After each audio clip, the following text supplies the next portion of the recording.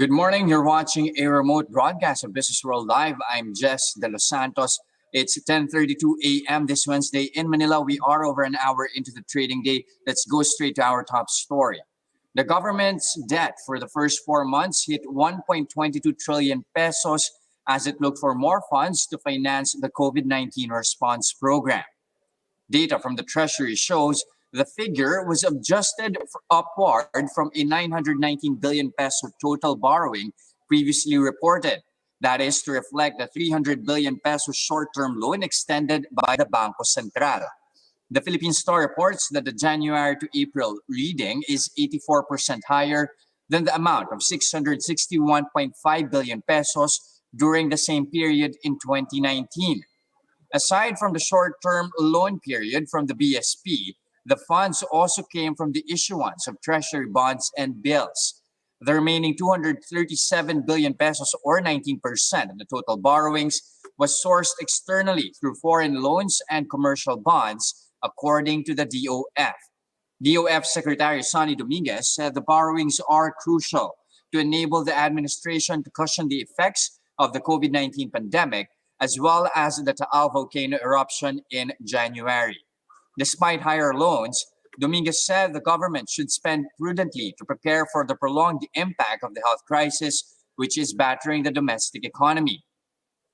BSP Governor Ben Jokno expects the economy to stay in the negative territory for the rest of the year, still due to the pandemic. He says the local GDP is seen to follow a U-shaped quarterly recovery path, with output likely to contract further in the remaining quarters. Jokno says that the negative impact of the crisis appears to be harsher than what was originally thought. Economic managers see the economy slumping by 2 to 3.4% this year. But HSBC is painting a grimmer forecast, saying the local GDP could shrink by as much as 3.9% this 2020. The bank says this could be due to continued negative consumer sentiment as well as a volatile recovery from the crisis. Now, moving on to the corporate front, the government and the so-called NAIA super consortium appear to be at an impasse over the 102 billion peso airport rehabilitation project.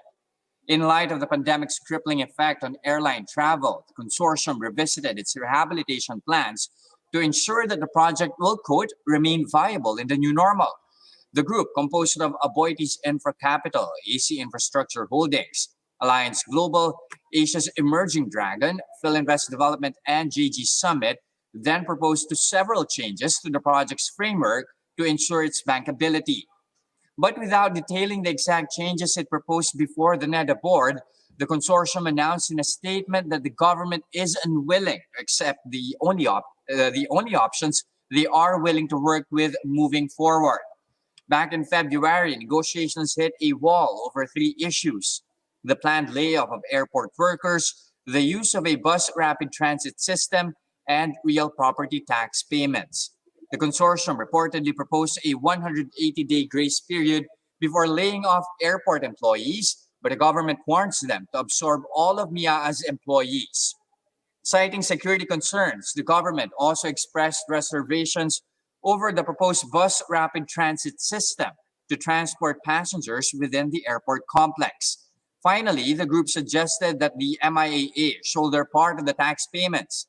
While it's unclear if these are the same issues holding both sides in a deadlock right now, the prolonged impasse is threatening the future of the big-ticket project. Recall that the first phase of the rehabilitation project, which involves a reconfiguration of existing terminals to increase their capacity, is supposed to start next year.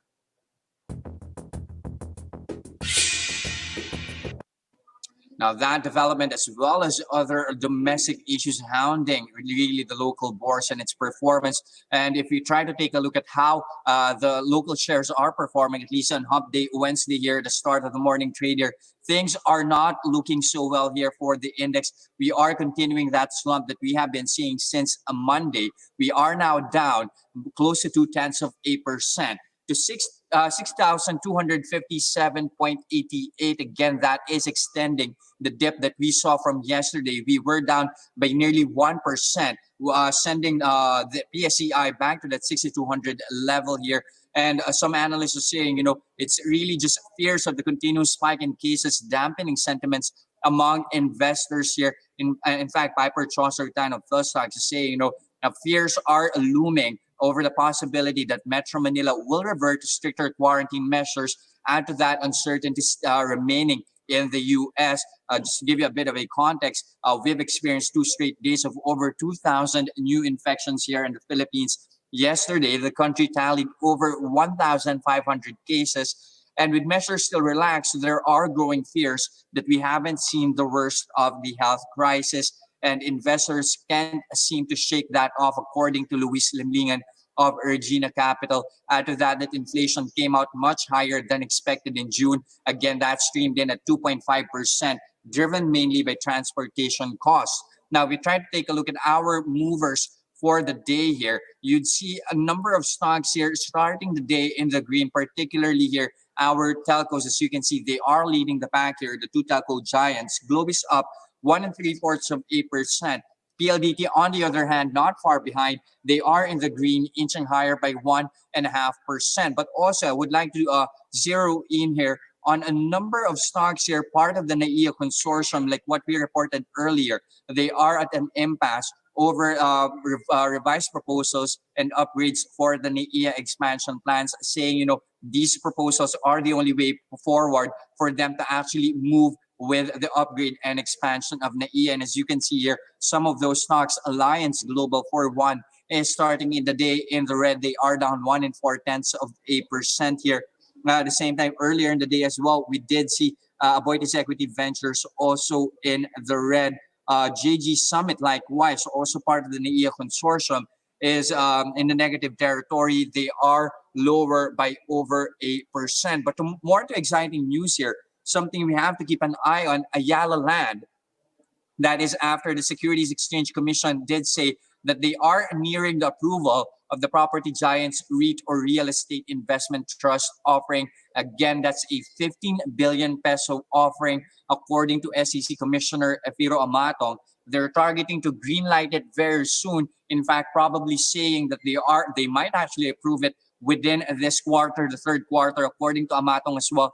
There are other companies looking to launch, but no submissions have been made so far. Again, just to give you an idea, Ayala Land's primary offering will be at 47.86 million shares, with secondary offer reaching 430.78 million shares. There's also an over-allotment option of 23.9 million shares, with each share price at 30 pesos and 0.05 centavos. Net proceeds, they are expecting to be at least at 15.1 billion pesos. That's on offer are 3 office buildings here. You have the Solaris One, Ayala North Exchange, as well as a McKinley Exchange. Recall that Ayala Land did say that they're still good and go with the REIT offer amid the pandemic, but it's all going to boil down to timing depending on market conditions. But investors still not cheering Ayala Land here, at least at the start of the trade. They are down 0.6%, priced in at 34 pesos and 50 centavos a piece. Again, should this REIT offering push through, this is going to be the country's first REIT offering after the REIT law has been passed years ago. Now, for some updates on our lenders here, let's start off with BDO. That is regarding their foreign debt offering. They have so far raised $600 million. That's coming from total orders worth $2.9 billion. That is 5 times oversubscribed. Debt notes carry again a tenor of 5.5 years with a 2.125% rate per annum.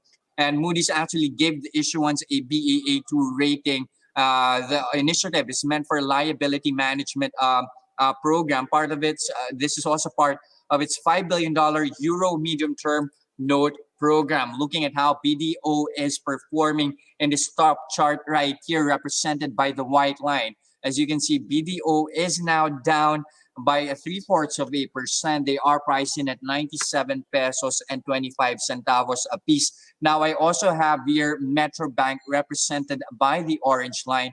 As you can see here, things are not looking so well as well for this lender. They are now at 37 pesos and 70 centavos a piece. They did just announce this morning that they have also successfully priced their $500 million bonds that is 5 times oversubscribed, peaking at 120 investors. Of those investors, 81% came from Asia and 19% are from EMEA. Now, also, the bond offer is a 5.5-year offering with a fixed rate of 2.125%. This, they say, will help them bounce back and recover. The proceeds will be used to tap longer-term offshore funding and at the same time diversify the lender's funding sources. Again, Metrobank at the moment is priced in at 37 pesos and 75 centavos. And then lastly, let's have a look as well at Meralco. The ERC is expected to soon order the refunds for overpaid power bills.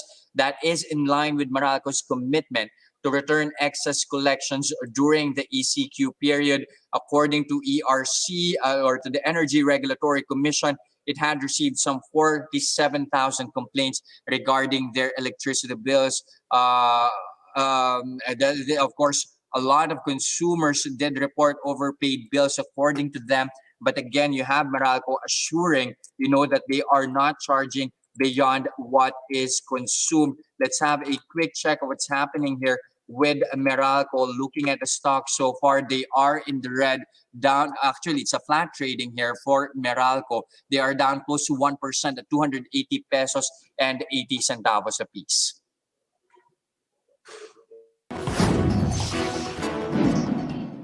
Here are other stories we're watching this morning. PEZA is expecting to approve 2 billion pesos worth of investments at its board meeting this Friday. 27 projects are up for approval by the investment agency. These projects are expected to generate more than 3,500 jobs. PEZA Director General Charito Plaza says she remains optimistic about investment opportunities for the rest of the year. Recall that approved investments fell nearly 32% to 30 billion pesos in the first 5 months of 2020. The agency is now arranging virtual investor forums in various countries. Also, factory output declined for the third straight month in May, although the pace of contraction slowed. In terms of volume, output contracted by 40% year-on-year in May. That's slightly slower than the 43.6% contraction in April, but faster than the 7.8% contraction in May last year. Year to date, the decline in factory output averaged close to 18%, compared with the almost 9% decline in the same period in 2019. In terms of value of production, factory output dropped by 42% in May, easing from the negative 46% in the previous month.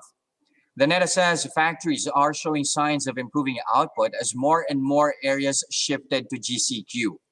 Now, moving on to other stories, Senator Francis Tolentino is looking to grant tax deductions to employees who are currently under a work-from-home scheme due to the pandemic.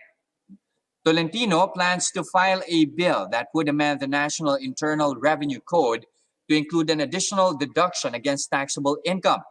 In a virtual press briefing, the lawmaker explained that the Luzon-wide lockdown forced businesses to adopt flexible work arrangements. This led to an increase in household electricity consumption of remote workers. For now, the proposal includes requiring the employee or the employer to apply for a 1,000 peso deduction per month when filing the income tax return. Another option is for businesses to grant workers an additional 1,000 pesos every month.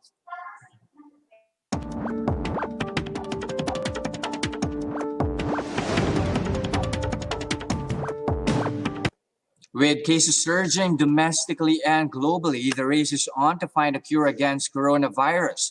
But while that's yet to happen, some resort to convalescent plasma therapy to fight off the virus, especially those who are severely affected.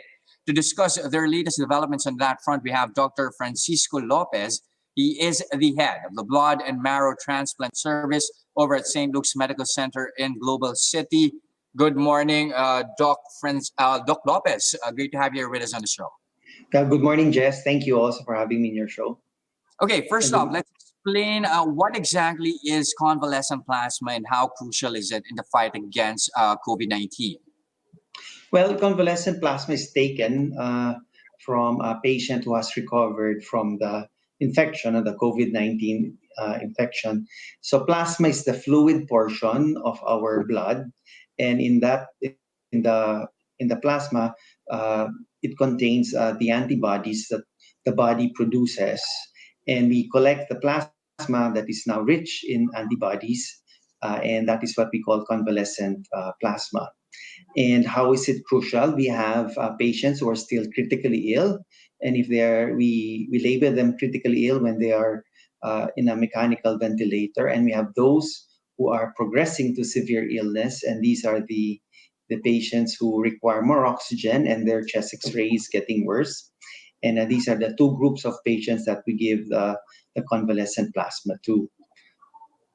Now, question is, has there been enough clinical trials to prove its efficacy and safety? We're talking trials done here in the Philippines as well as overseas.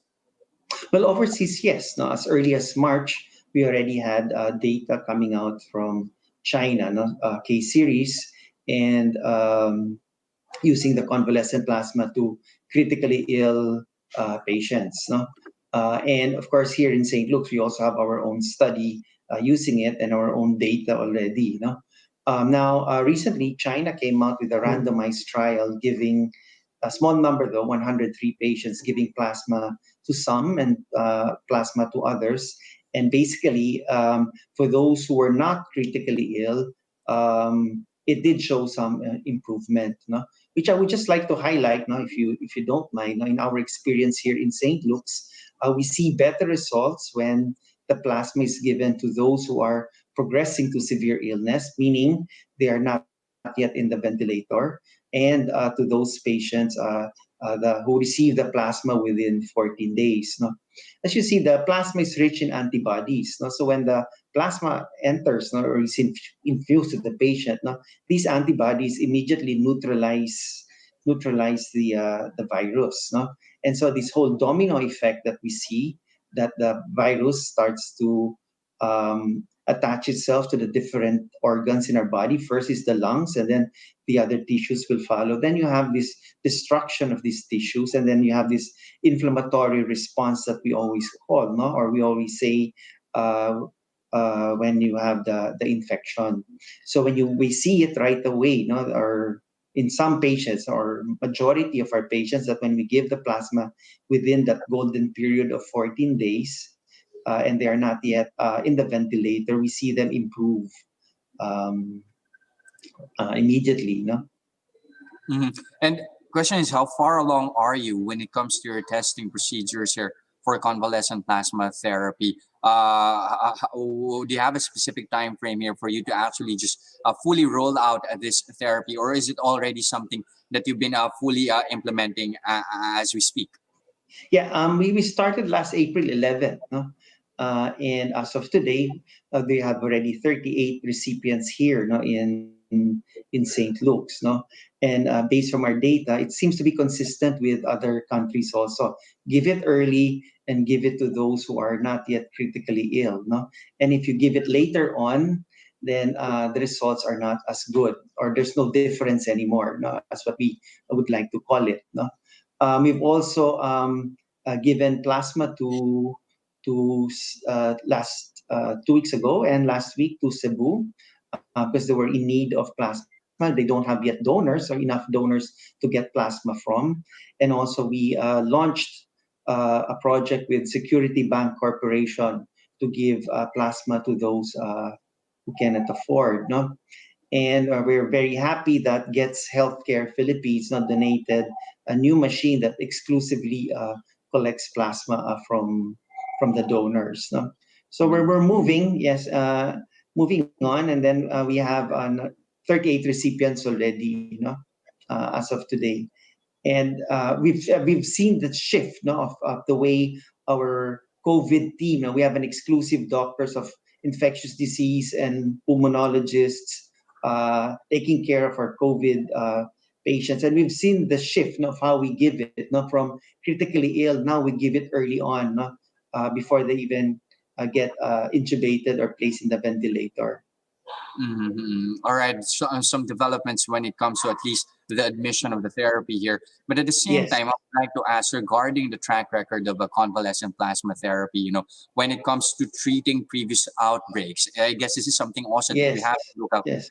How successful was it actually in curing previous outbreaks? You have the likes of H1N1, SARS-CoV, and even MERS-CoV. Yeah. So again, the theory is nothing new. This is what we call passive therapy. Because you're giving already the antibodies.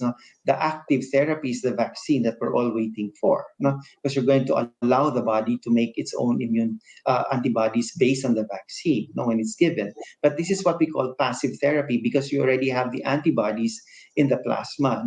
And that's why that's what we learned. From the past to give the plasma. And as early as March of this year, US FDA already approved giving the plasma to critically ill patients as early as March of this year. Mhm. And at the same time, would you consider CPT a primary treatment for COVID-19, or is it more of an adjunctive therapy? I think at this time we give it with other medications, like remdesivir. And then remember, dexamethasone is not really a medicine for COVID-19. It is given to decrease the inflammation. So those are two different things. Remdesivir is really for the virus, and so is the convalescent plasma. Now, in this time of the pandemic, how crucial is it for medical facilities, especially in the Philippines, both public and private, to establish plasma banks or at least have plasma collection capabilities? I think it's one of the what we say armamentarium in the treatment of the COVID-19. And if hospitals can also establish their own facility to collect, that will be beneficial for all. Now we've gotten phone calls from different hospitals inquiring about our supply here, and which brings me to the next point. If I hope you don't mind, we really need donors, because we can only help others if we have enough donors, and we have supply of CP as well, How exactly can interested donors actually come to St. Luke's or at least approach your facility for donations? Yeah. We have a contact number, a cell phone number that they can call, and they will be given instruction as to where to proceed. And first we do is, well, of course, the patient has to be a recovered COVID patient, age between 18 to 65 years old, and at least a negative swab, for the COVID-19. Here in St. Luke's, we do check their antibodies, to make sure that they do have antibodies already. And from that, we then do other screening tests for infectious disease. And if they pass, then we start to collect. But at the same time, is it a point of concern? Because I do remember some cases who already tested negative for the virus after testing positive, and then eventually you have the virus recurring. So is that also a point of concern here when it comes to administering convalescent plasma therapy? Well, that's a good point. No? When they repeat, are you referring to the repeat nasal swab? Yes.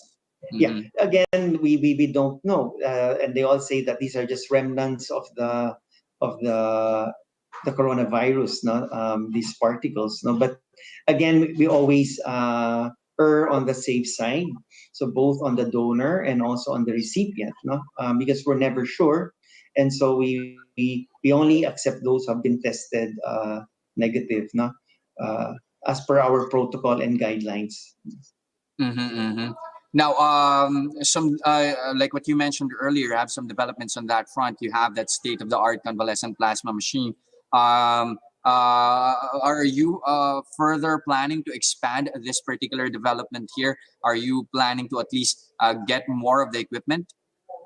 Well, the machine, the apheresis, we call it an apheresis machine, no, Mhm. was actually donated to us, no, by Gets Healthcare Philippines. They gave us two machines, and we're starting to use these machines, and the collection is faster, no, within 40 minutes sometimes if we're done, and we can collect as much as 1,000 cc. So that's 1 liter. But we haven't done that yet because our protocol and the guidelines have mentioned only to collect 500 ml. No? So can you imagine if we collect 1,000 cc's from you? No? So we have to be really careful about that. No? But All right. yes, we've been using our new machines. All right, at least some developments on convalescent plasma therapy, specifically coming from St. Luke's Global City. Thank you very much, Dr. Francisco Lopez, for your time. He is the head of a blood and marrow transplant service over at St. Luke's Medical Center in Global City. Thank you, Jess. Thank you for Thanks. having me in your program. Thank you.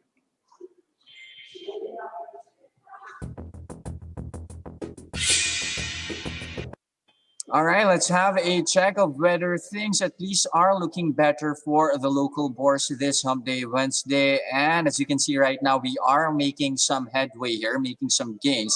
The index is now up 0.1%, finally reversing track, snapping that 2-day loss that we've been seeing at the start of the week here. The index is now at 6,275.11. Let's have a quick check as well of our leaders and laggards for the day here. Earlier in the day, it was the telcos that were leading the pack. Now you have PLDT still and Globe, in fact, still enjoying those gains.